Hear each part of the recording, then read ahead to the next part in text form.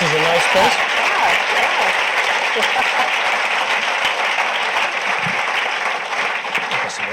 Great.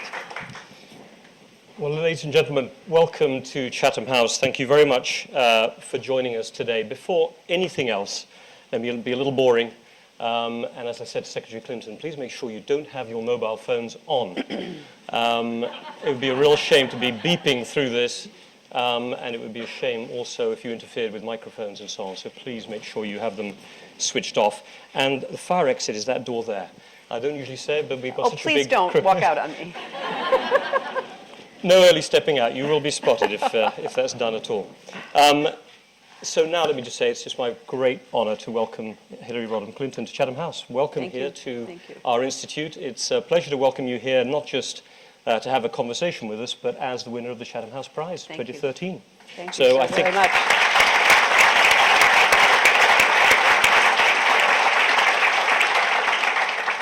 I just want to say that what I like about our prize, even though our board sometimes gets a little nervous, is that it is from a selection of candidates nominated by our research programs, then our presidents narrow it down to 3 people, and our members vote. The members are here.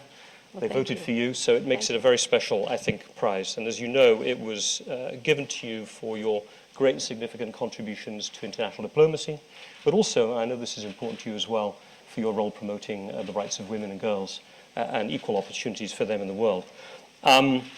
This evening, we're going to celebrate the award of the prize at a formal event, which lets us have an informal conversation today. And I'm just very glad that you would be so kind on an often on-the-record format, although we're at Chatham House, to be able to have this conversation with us today. And we could go anywhere. So what I'm going to do is start off by just kicking off with a few questions that I will ask. Hopefully I'll leave a whole bunch of things out. People are already putting their hands up. This is a very bad sign. So hang on for 20 minutes or so, because this is the way we're going to do it. We've got time. I probably won't take more than 20 minutes. Hopefully, I won't take up all of your questions. And I'll do a fair amount of filibustering, so the cameras will get a little quieter in a minute as well. But we could go in many directions, not least because I think, if I may say, Secretary Clinton, you kind of played 2 very fundamental roles as Secretary of State, strategically. And I think the rebalance, let's use that phrase, of American foreign policy from the Middle East in particular to the Asia-Pacific was clearly one of the big strategic calling cards of your tenure as Secretary. But you were also involved very much in the trenches and having to make last-minute calls, tough calls through the process, which is the job of a Secretary of State. But to have blended those 2 things, and we could therefore in our conversation talk about grand strategy with you, we can also end up talking about some of those really tough calls that you had to make as you go along. And I hope we can draw out the insights of your experience for the future and not just for how things went on at that time. Let me kick off, therefore, with a kind of big question, I suppose. When you took up your position as Secretary of State, U.S. leadership, and this was one of your calling cards. I think the phrase you used that there were questions about the future of America's global leadership, and you wanted to be able to renew the commitment to the tools of diplomacy, engage with allies, etc. And today, certainly if I look at the world, I'd say America, powerful country, probably easily still the most powerful, shale gas, military bases all over the world, strong alliances and allies. But at the same time, we've got shutdown, we've got the nearly but not Syria vote. I'd say fears outside the US of a neo-isolationist instinct perhaps creeping into the body politic. And maybe a fear that America still plays by its own rules. The PRISM intelligence gathering issue has really, I keep hearing it in conferences, keeps coming up in conversations about America's role. So with that big, I suppose, setup, do you think America has the capacity for global leadership today? Can it play a leadership role of the sort that you hoped it would when you took office 4 years ago?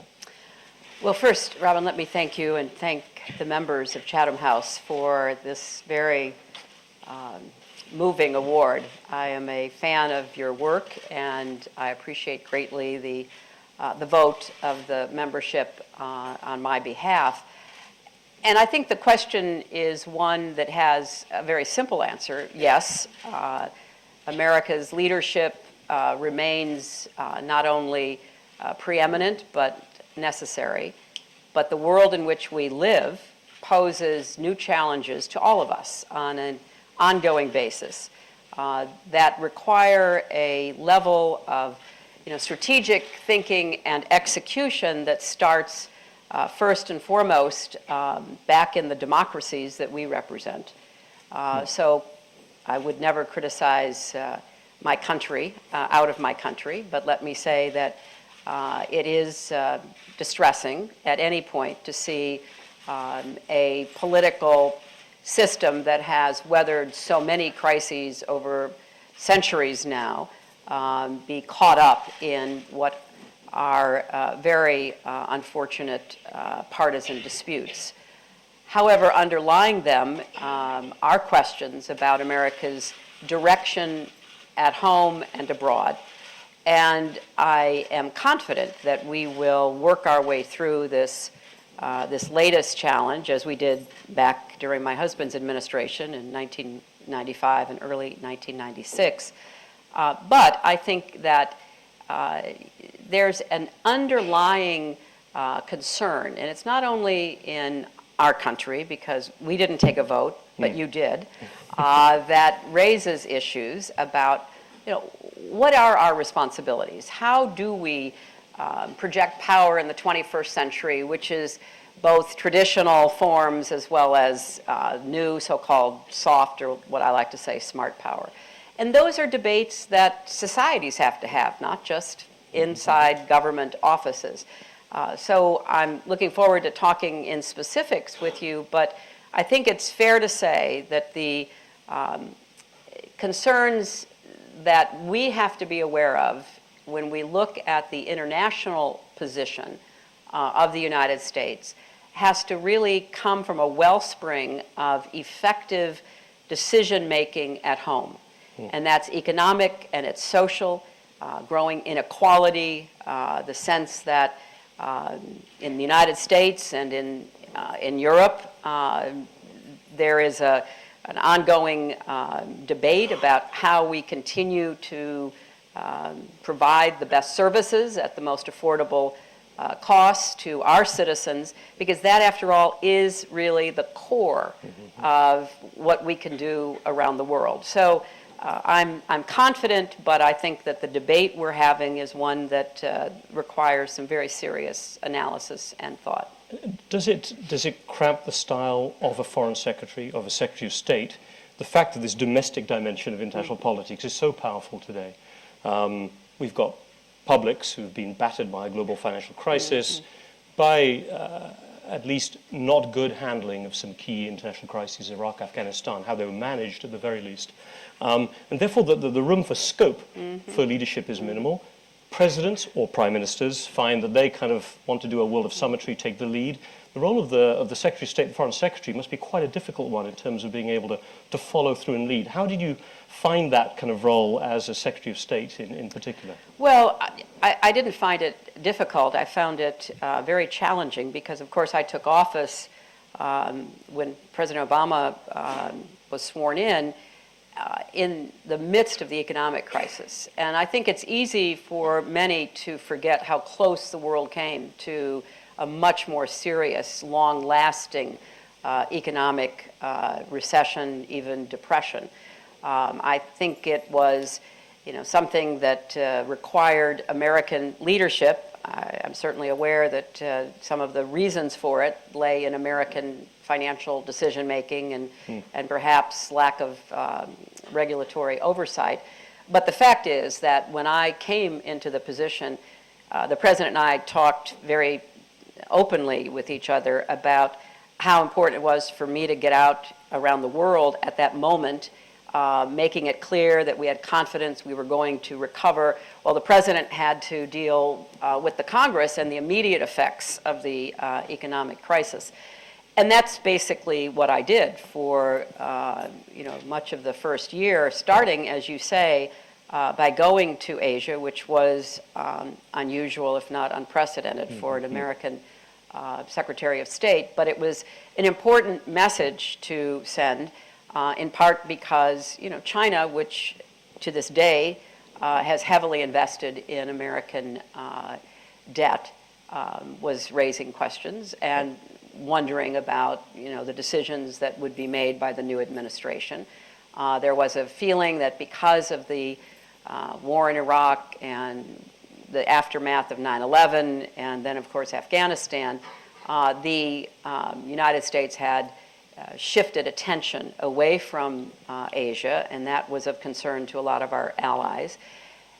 And in Europe, there was also a worry that the contagion of the economic crisis, plus what was felt to be a less than ongoing level of attention from the prior administration. So, I went to Asia, and then I immediately, came to Europe, and in part to consult and to hear out what people had to say, but also to convey a message that, we were looking at the entire world. Of course, we will always be concerned about the Middle East. We had a war to wind down and a war to try to resolve. And so that was very much on the forefront of the National Security Council's agenda, but that we, wanted to get back into a more cooperative, consultative role with our allies and partners, and frankly, to send messages to others. Just on this point about that trip to Asia and the role that you played in either pivoting or rebalancing U.S. foreign policy towards a more balanced look towards the Asia Pacific. You mentioned China and the need to keep China sort of feeling on side, and you pushed this strategic and economic dialogue. You added the strategic part to it, which was important. But at the same time, you were a very forceful advocate for, let's say, your ASEAN allies, those allies in Southeast Asia, the Philippines, Singapore, etc., and other countries there. How do you balance that wanting to send the positive message, let's say, to your ASEAN allies with the fact that it's a China that's maybe seeing this part of the world more as its area? It looked at this pivot pretty suspiciously. Did you feel this in your meetings with Chinese leaders? Oh, yes, I did. And there were, there were concerns on the part of, the Chinese leadership over what this meant. But when I planned that first trip and presented this strategy to the White House, I wanted to integrate what were different strands of our involvement. There's a very strong argument that, a rising China has to be the central focus of American foreign policy in the Asia Pacific and increasingly even globally. The hope being that through that kind of involvement, we could move, as Bob Zoellick has said, toward China becoming a responsible stakeholder. There were our traditional allies. We have treaty alliances with Japan, South Korea, with Thailand, the Philippines, Australia. And there was a feeling on their part that we needed to be much clearer about what American interests would be in the 21st century, that we were a resident Pacific power, that we had obligations, and we needed to more forcefully present those. And then there were the ASEAN countries, some of whom we had alliances with, but which was a much larger group that was looking to try to figure out how to do their own balancing. So what I said was I didn't think you could pick among those choices, that you had to have a more comprehensive approach, partly because we had existing obligations, but also because it seemed to me, as we charted our course forward with China, we wanted China to realize that we were in the Pacific to stay. We were there not as an interloper, but as a participant. Yep. Therefore, we wanted to become more involved in the regional organizations. On that first trip, I went to Jakarta and signed a memorandum saying that the United States would move toward the Treaty of Amity and Cooperation, something we had never done, but which was very important to the ASEAN nations. And indeed, in China, began what was a very candid conversation. And I think there were certainly some areas of disagreement. We know about China's historical interests, Taiwan, Tibet, which they always, raise with the United States, their sensitivity about human rights, all of which were on the agenda. But then we were looking for, through this new vehicle of the strategic and economic dialogue, to take what Hank Paulson had done on the economic side, and with Tim Geithner and I working together to expand the discussion, because I think the Chinese would have been very happy to stay focused on the economic issues. Right. In early '09, part of that was, you guys are going to get your house in order, aren't you? And you're going to make sure that our investments in your debt are good ones. But also, we wanted to bring the strategic in because, there's a long list. I mean, claims in the South China Sea, claims in the East China Sea, the conflicts that have occurred over assets and potential resources with Vietnam, with the Philippines, the back and forth arguing with Japan, the continuing threats posed by North Korea, which is, a very much of a Chinese problem and potentially a solution. So we wanted to broaden the aperture so that we weren't just talking about currency revaluation. We wanted to have a broader discussion, and we wanted it made clear that the United States was there to stay. There was a moment there where you must have wondered if this was going to be able to hang together, because it struck me as one of the most remarkable moments of your time as Secretary of State with China was that those few months at the beginning of 2012 when Wang Lijun, the vice mayor of Chongqing, Bo Xilai's right-hand guy, sort of gave himself up to the U.S. embassy in Beijing, which you had to handle in a particular way. And then, 3-4 months later, Chen Guangcheng, I think, had to be kind of rescued into the embassy, if I can put it that way. And that was, I think, just before you were going to land for your next strategic economic dialogue. I mean, can you give us a feel for how you, if you can, how you managed that particular process? Well, it's always a challenge when things that are totally unexpected happen. I like to have these virtual inboxes in my head, the immediate screaming crisis, the brewing crisis, and the long-term crisis. And then I also try to keep a big box of opportunities. But it's a great example of the way I think the expanded strategic and economic dialogue helped us resolve two very difficult issues. Because what I tried to do in the dialogue was to really embed in the governments of both of our countries issues so that there was a lot more interchange. I mean, I came to believe that, that the Chinese, for their own reasons and because of their own way of governing, believe that somewhere in Washington there is a master plan about what we intend to do to try to control their rise. And I see my friend Kevin Rudd sitting in the front row. He and I have talked about that endlessly.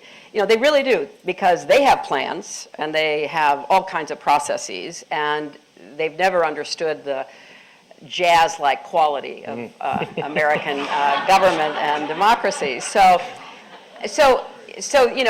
what I tried to do was to begin to sort of strip away some of the misconceptions. Look, we do have views, we have interests, we have values, but we're not, opaque. We want to share with you, and we want you to begin to share a little more with us. So when, as you say, Bo Xilai's right hand, the police chief, showed up in a consulate, not in the embassy, showed up in a consulate, asking for asylum because his story, which was quite dramatic, about him knowing that Bo Xilai's wife had killed one of your countrymen. He did not fit any of the categories for the United States giving him asylum. I mean, he had a record of corruption, of thuggishness, brutality. He was an enforcer for Bo Xilai. They may have had a falling out, and now he was trying to somehow get his way to a place of safety. But on the other hand, the consulate was quickly encircled by other police who were either subordinate to Bo Xilai or looking to curry favor. So it was becoming a very dangerous situation. So what we did was to tell him that, he could not move into the consulate, that there was no grounds on which we could offer that to him. But he kept saying he wanted to get the truth to Beijing. He wanted the government in Beijing to know what was happening. So we said, we can arrange that. So Right. indeed, that's what we did. And we were very discreet about it and did not try to embarrass anybody involved in it, but tried to handle it in a very professional manner, which I think we accomplished. Fast forward, I get called late one night about Chen, who has escaped from house arrest, quite remarkably since he's blind, had broken his foot in the escape, had been picked up, and was seeking asylum in our embassy in Beijing, and was on his way there. And of course, we knew of his courageous history of dissident activity. We knew he was a self-taught lawyer who had very bravely taken on the one-child policy of China, suing local officials and others for their behavior. And it was, as you say, like a week before our annual Strategic and Economic Dialogue meeting, this time in Beijing. And I was, very well aware that this would be an issue in the relationship, but I also believed that, this was an example of, American values in practice. Right. That this was a man who, yes, deserved American support and attention and protection. So lots of back and forth, as you can imagine. And then I finally, I made the call. I said, we're going to send our people out to go pick him up. So there was a rendezvous. We got him into the embassy, got him medical treatment for some of his injuries. And, then had to tell the Chinese government that, we were offering hospitality to one of their citizens and would love to talk to them about it. Kurt Campbell, who some of you know, who was my assistant secretary for Asian and Pacific Affairs, immediately got on a plane.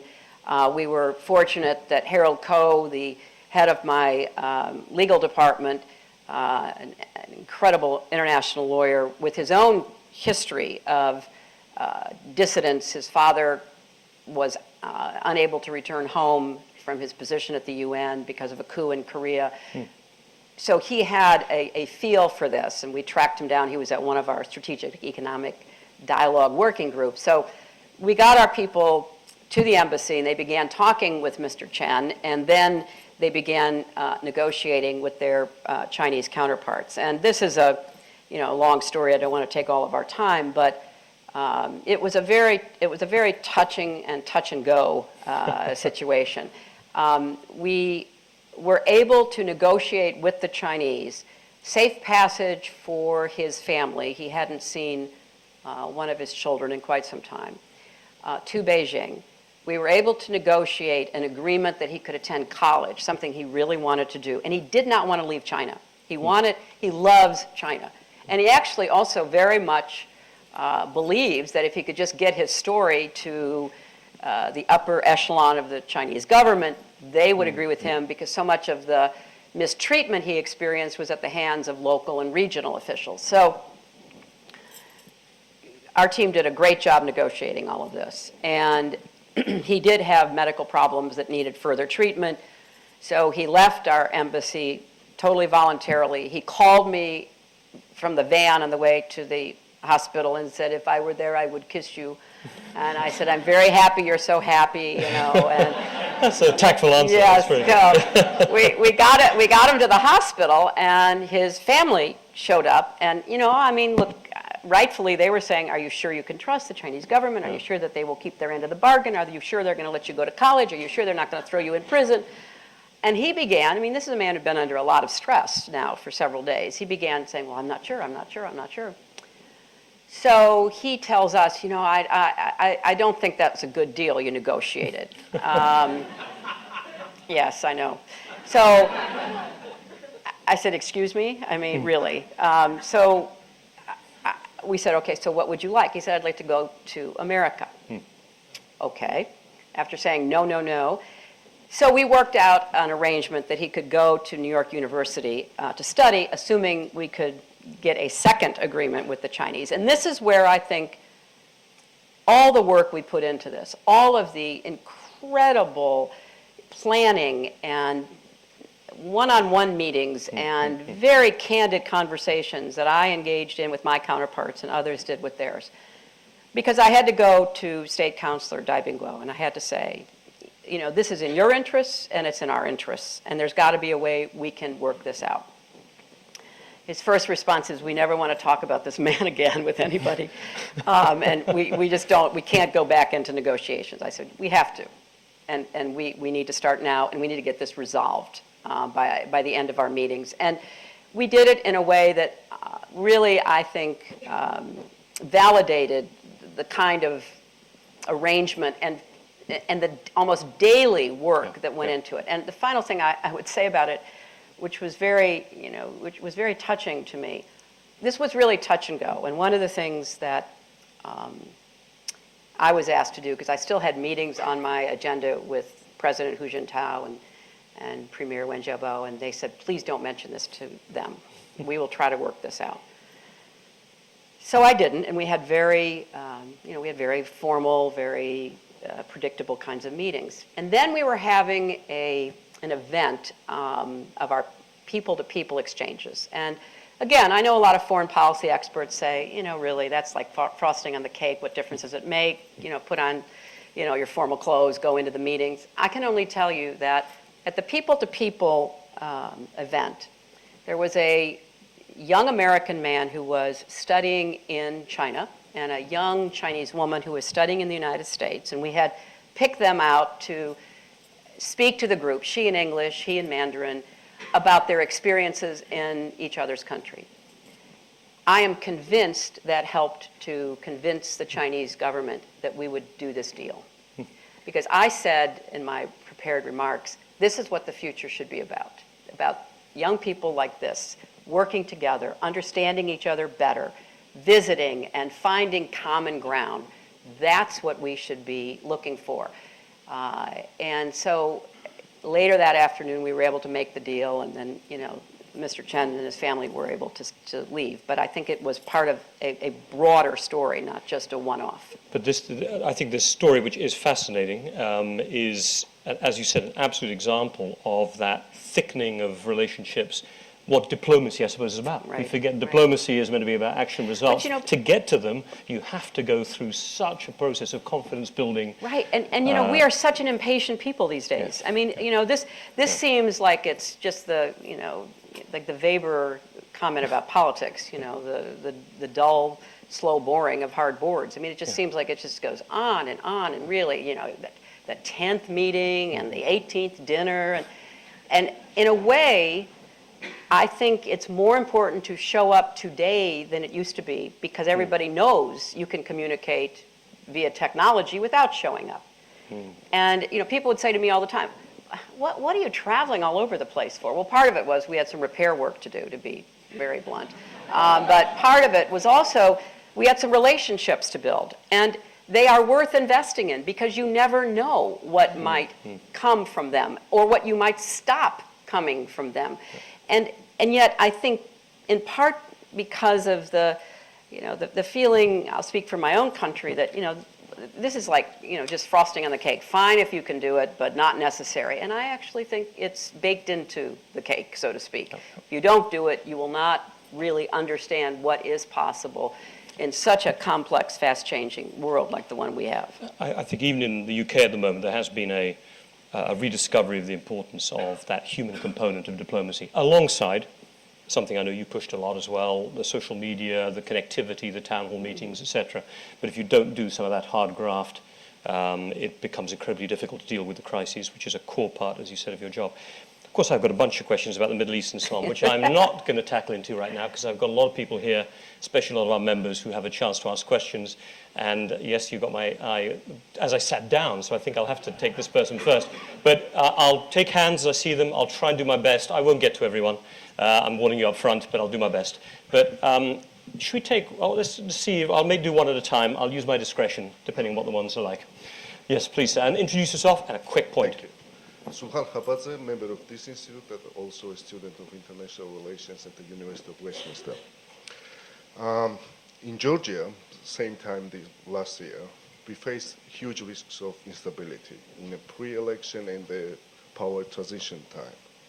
Thanks to your huge efforts and of President Obama, we managed to overcome this obstacle, and now we are on the next step of our developing democracy. Since those times, there have been huge crimes uncovered that involves the previous regime's highest officials. Our government, current government, is under huge and nearly irresistible pressure from the West not to arrest the previous officials or be blamed for the politically motivated persecution. Question?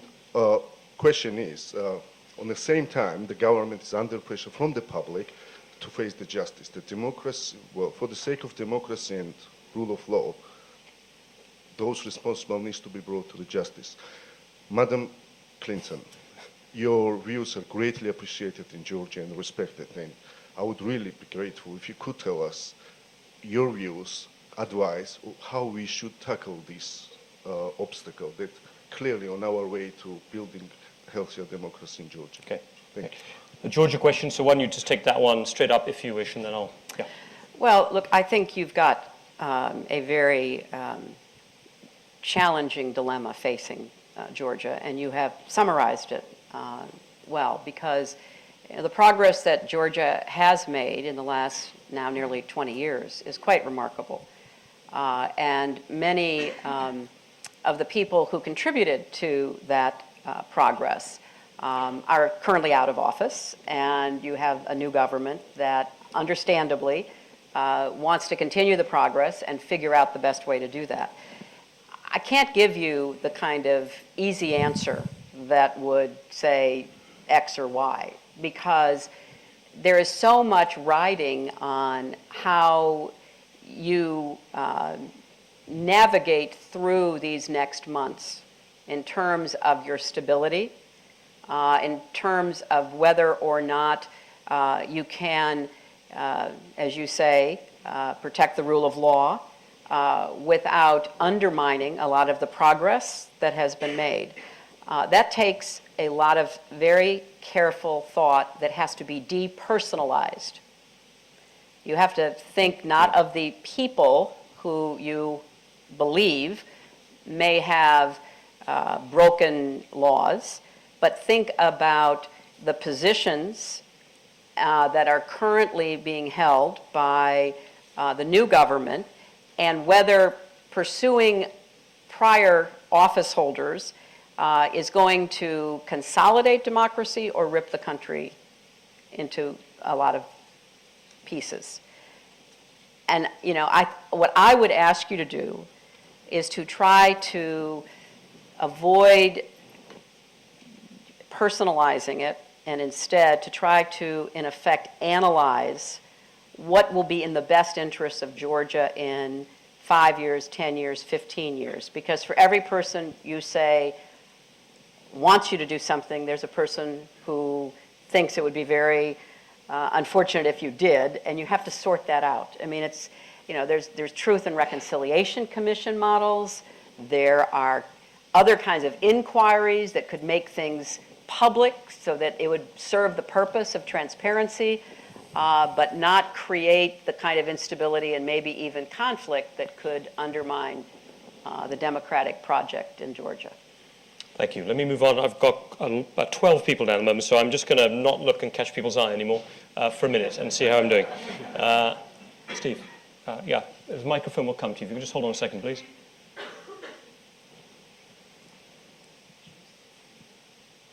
Hello, Madam Secretary.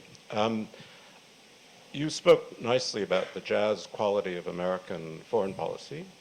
On Syria, one would think it's more like a dissonant 12-tone scale. And I wondered if you thought that the deal, however it was reached on chemical weapons, was an irrelevance to the real problem, which is the civil war, or whether you think it actually can be a step toward resolving it. Thank you. Well, I think at this point, it can be and should be a step toward resolving it. And I do think it, on its own, has merit. Ridding, or at least fully acknowledging and trying to contain Syria's chemical capacity is very important for the ongoing civil war, but also for the potential dangers to neighbors that can be put into the category of a positive outcome of the ongoing negotiations. Now, Syria is in part such a dilemma because there has not yet been a willingness on the part of the Russians to really push the Assad regime, the Iranians to rein in their own support for the Syrian military, the opposition to organize themselves sufficiently to present a united front that would provide negotiators on the Syrian side. So the fact that Russia and the United States and the rest of the world have cooperated on this chemical weapons endeavor, I think is a plus toward leading perhaps into the Geneva II negotiations. Now, I negotiated Geneva I, and it was a roadmap for a transition. Sergei Lavrov was there. He agreed to it. I know he left the room and went to the Russian embassy and made a secure phone call, so I believe he was authorized to agree to it. And it was our understanding that we would take that and have it somehow blessed by the Security Council, so that it would have the imprimatur, not just of the Syrian group, which included all the members of the Security Council, but the broader community. And that did not happen, and it didn't happen in part because I think that the Russians were not yet ready, and Assad was not ready to make that kind of commitment to a process, and the process would be a transition process away from him. But time has passed. More terrible things have happened. The refugee numbers are skyrocketing. Jordan is under tremendous pressure. Turkey is doing an excellent but strained job trying to deal with all of the refugees. You've got Iraq playing a role on the side of Iran and Assad that is quite troubling. Lebanon has all kinds of challenges. So you go around the region and you see that we're not in a stable situation. We're in a continuing deteriorating situation. So I think that this level of cooperation actually, just won a Nobel Prize. So, obviously, people see it as something worthwhile, but it can lead to a better outcome at Geneva II, which might lead to a political resolution. You've got two big problems. You still don't have an opposition that controls very much, and you have an increasingly well-armed militancy that answers to others than the Syrian people, which will be the spoilers unless they're reined in. So, we're a long way from seeing some kind of positive outcome, but I think the chemical weapons piece is a good step. Just to press on this point quickly, can you have a credible part of the opposition, which you'll need for a negotiation, without that credible part continuing to be armed or to be better armed? I say the credible part of the opposition for the obvious reason. Right. And you backed, about a year plus ago, Defense Secretary then Panetta and General Dempsey, when they were kind of pushing that. That was then, people saying now's now, we've lost the bubble, we've lost the moment. Do you think we've lost the moment? Can you actually have a credible, more positive opposition without backing them? Backing them militarily as well. Well, look, it's public information that I pushed very hard to have a mission on the part of the United States and others to try to work with credible opposition to help them gain some credibility with the other rebels, and that was that did not happen. I still think there's an opportunity to do that, and there is some work, again, publicly known, that is proceeding. But what is missing is a leadership to rally around, and then to really work in a concerted way to support both their political track and their military track. If I were inside Syria and I were leading some small group from, my village and 3 others.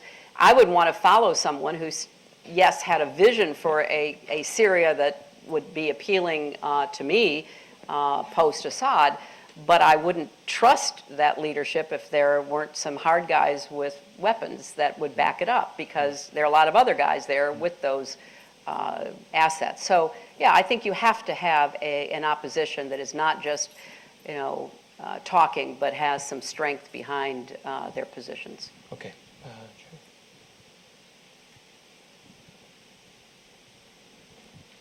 Jeremy Greenstock, Chairman of the UN Association in the UK, member of Chatham House Council. Madam Secretary, thank you for the frankness with which you're talking this afternoon. I want to ask you about the international institutions and whether you feel they're strong enough for our strategic purposes and global cooperation nowadays, or do you worry that the world and international diplomacy is becoming too ad hoc? Interesting. I do think that part of the reason that international diplomacy is ad hoc to a certain degree is because the international institutions have difficulty moving quickly on a number of strategic fronts. And I'm one who thinks that if we didn't have the United Nations, we'd have to invent it. We need that role that the United Nations plays, which is absolutely critically important for all the obvious reasons. But it is difficult to get controversial action done quickly within the Security Council. And that's why people go off on ad hoc. Now, eventually, they try to circle back, and that's what happened with chemical weapons. Couldn't get a Security Council resolution on, tougher sanctions on the Assad regime, on possible Article 7 action in the absence of pulling back from the offense they were on, and all the rest you know so well. But on the chemical weapons piece, that's in everybody's interest. No, if you're Russia or China or the United States, you don't want Syria to have a big chemical weapons stockpile. So you seize this opportunity, and they agree, and we go forward. So no, I think that everyone that I've spoken to about the international organizations knows there have to be reforms, know that there has to be a kind of a new global social contract for the 21st century. But it's difficult to, actually put that into operation. So you've got the IMF and you have the G20. You've got the United Nations and you have regional organizations. So it looks like an alphabet soup, but properly managed, there are benefits to each of those. But nothing will replace a more global framework. And it would be to everyone's benefit if we could put our heads together, go back to Bretton Woods and figure out, okay, what does it look like for the 21st century? And go back to San Francisco and say, okay, what does the UN look like for the 21st century? I don't think that's likely to happen anytime soon, but it's something we should at least consider. Okay, first here. Got a lot of hands. Yep, I've got some people in the corner there. I'm trying to move around the room a little bit as well. So, thank you, Madam Secretary, for joining us. I'm Zania Dormandy. I run the US program here. I want to take you back to where Robin started on leadership. Mm-hmm. There's a lot of the conversations I have, people are indicating a weaker America. Our allies are nervous about a weaker America. Our adversaries perhaps taking advantage of what they perceive as a weaker America. But there's an argument that says this could actually be a new form of leadership from the United States. Perhaps, to use a terminology that wasn't much liked in the US, a leading from behind or a leading together, more of a multilateral type of leadership. I'd be interested in your views on, is this a new strategic vision? Is this a new type of leadership that Obama's trying to achieve? Is this a positive move, or is this a little bit more of a haphazard, ad hoc, to use Jeremy's terminology? Well, I definitely think that both, President Obama and myself believe that there should be more shared responsibility and there should be more multilateral leading on a range of issues. That has certainly been an approach that we've deployed in several instances. But I don't think that means that we don't recognize and accept our primary responsibility in any of those settings. Libya is an example. The Europeans came to the United States and said, we have to do something about this.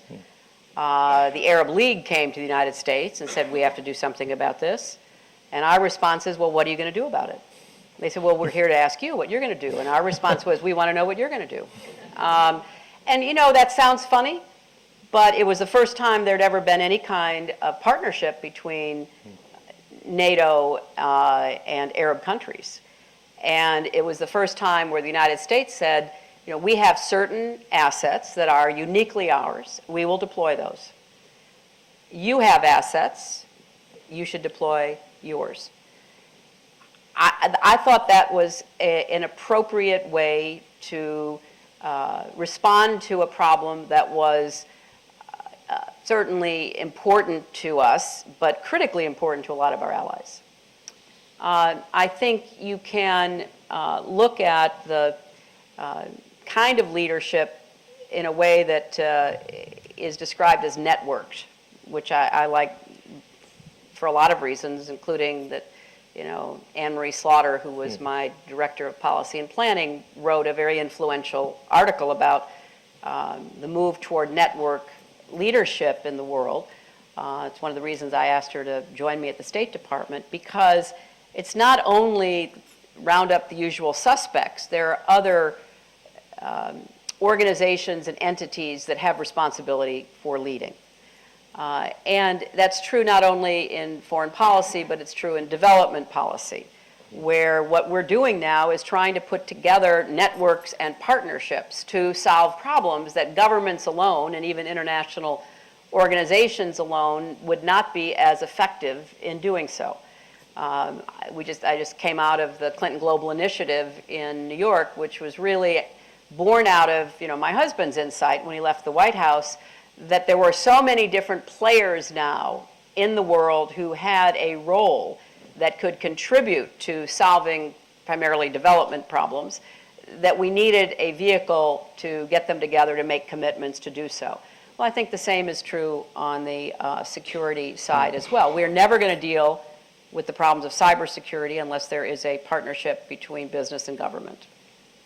And we're never going to be able to deal with a lot of the trend line problems, whether it's terrorism or poaching or human trafficking, without having a broader network of invested players and leaders. So I don't know that it's some kind of new philosophy. It's more a recognition that that's the way the world is evolving. If we want to stop elephant poaching and murdering in Africa, we have to use social media to convince Asians that the tusk doesn't fall off like a tooth, but the elephant has to be killed in order to get it. So that you begin to engage citizens as themselves agents as well as principals in making these decisions. I'm going to start grouping questions together a little bit because I've got a number of people waiting and I'm conscious I haven't gone to the back of the room. So let me take the lady with the checkered shirt and the gentleman sitting next to him first because those two folks had their hand up first. Sorry to the gentleman next to them. Yeah, go ahead, you first, sir, and then the lady next to you. Saeed Kamal Khan from The Guardian. Congratulations on the award, Madam Secretary. Do you think that it is right that there is a proper debate about the scrutiny and the oversight of the US and UK intelligence agencies in the light of the new technologies? Can I grab it on, or do you want Sure, to no, go ahead. No. Maybe just so we know where we are with them. And the lady next to you, please. Madam Secretary, Amy Kellogg from Fox News. I'm curious to know what you think. It's a well-known news station. I love the idea that the Guardian and Fox are sitting next to each other. I'm just having a moment here. And we did it on purpose because It's Chatham House. I'm really curious to know what you think about this new momentum in terms of the U.S. and Iran and these moves that we've seen happening sort of day by day, little developments that look like there could be some sort of rapprochement possibly in the not too distant future? Thank you. These are both very important questions, but Robin says I need to talk quickly. On the intelligence issue, look, we're democracies, thank goodness, both the U.S. and the U.K. And we need to have a sensible adult conversation about what is necessary to be done and how to do it in a way that is as transparent as it can be, with as much oversight and citizen understanding as can be. And I think that has to be the sort of framework, because within that framework, there are some things that I know from my own experience as a senator, as a Secretary of State, that really are critical ingredients in our homeland security and in helping to protect people in other countries as well. And I also know that, at least speaking for the United States, much more personal information about many more Americans is held by businesses in the United States than by our government. And so how do we sort all of this out? This is a new problem.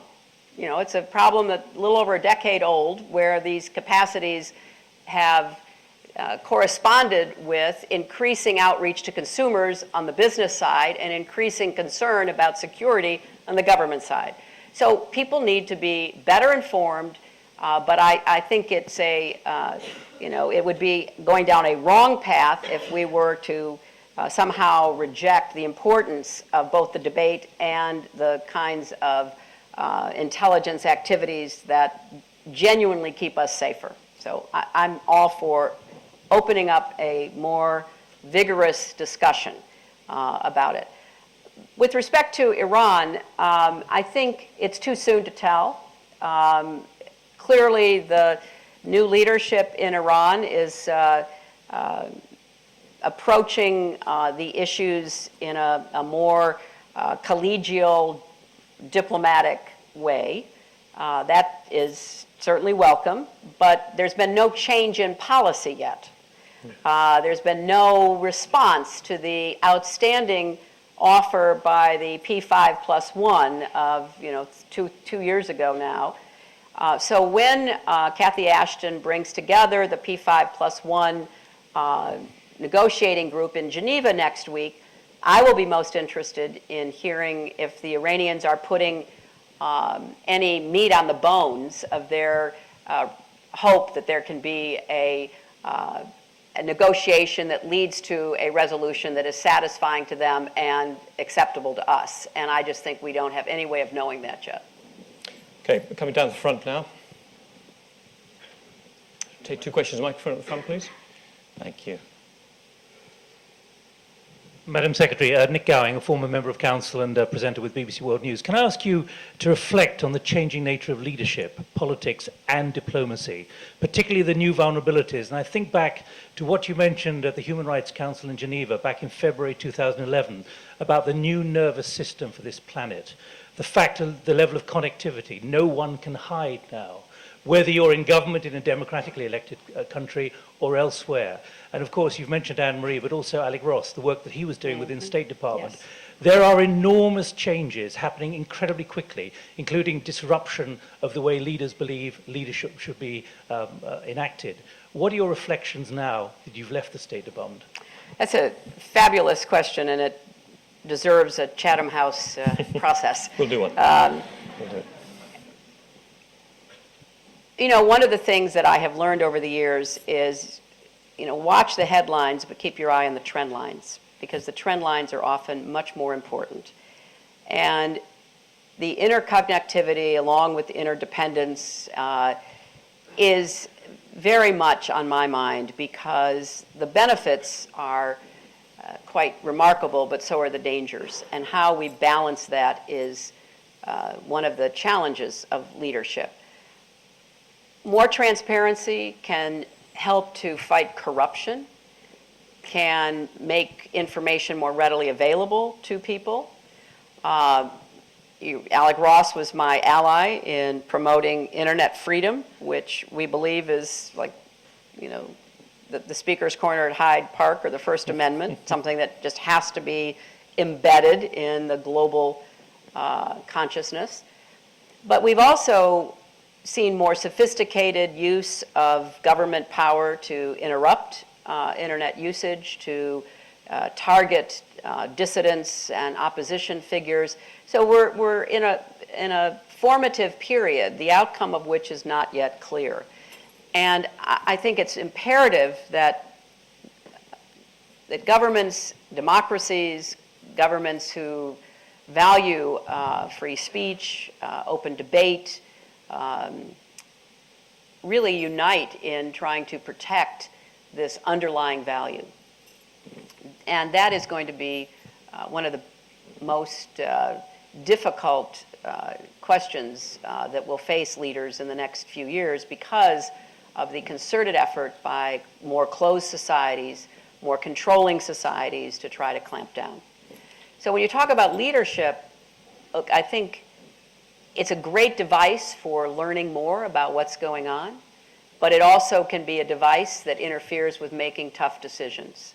If you are only watching how many followers you have on Twitter, or whether people who are responding to your speeches like you or not, that can very much create static in the decision-making process. And we've got to get back to really looking clearly at the underlying values that are, undergird our societies and our governments, and not get diverted by the constant back and forth of the debate. Use it for informing people and informing yourself, but don't use it as an excuse not to make hard decisions as a leader.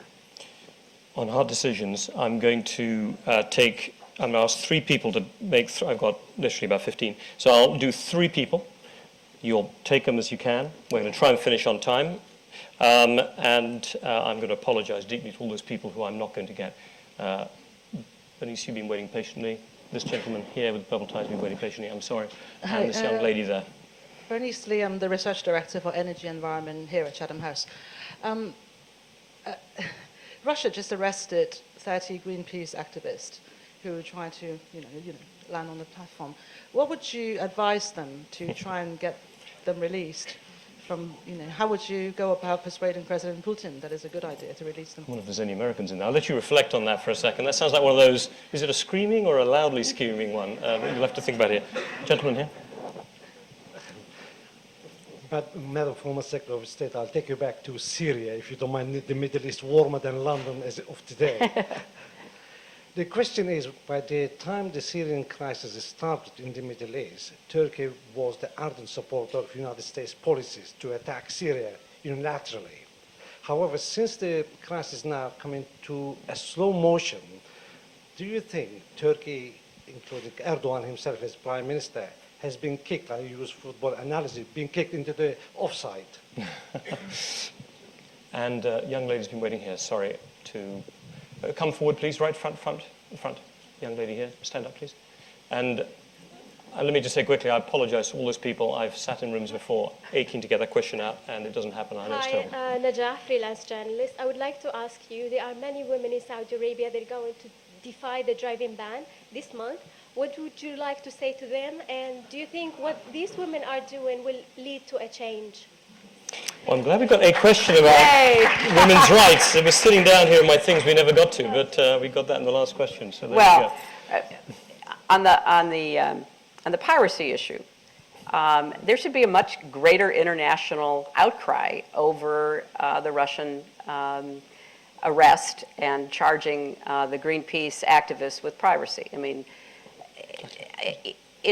this is both on the merits, an issue that needs to be resolved. I know a lot of governments are intervening and speaking out, but I think there should be, going back to the last question, this is a great device or a great issue to use the internet over. I mean, a huge outcry of people, demonstrating in favor of these folks and trying to create something of a movement on their behalf.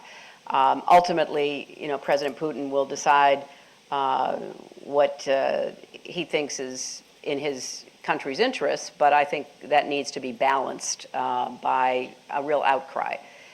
But it raises a larger issue, which does not get enough conversation, and that is the future of the Arctic and how it's going to be governed and what the rules are and who gets to devise them and enforce them. I participated in the Arctic Council, which consists of the 5 Arctic nations plus 3 neighboring nations. And we began working on agreements like search and rescue in the Arctic, oil spill recovery. This is one of these issues that people are going to wake up in a couple of years and there's going to be all kinds of things going on and people are going to say, why didn't we do something about this? And the fact is, yes, countries have jurisdiction in their coastal waters and they can enforce their laws, but there needs to be more work done on the rules of the road, so to speak, in the Arctic, because with the changes in the environment, it's going to become an increasingly trafficked part of our world. And we had a great agreement in the 1950s on the Antarctic, which has preserved it. Very different issues in the Arctic, but I think there needs to go back to the UN question. There needs to be a much more intense effort to try to support the Arctic Council and international bodies in helping to make those rules. Okay.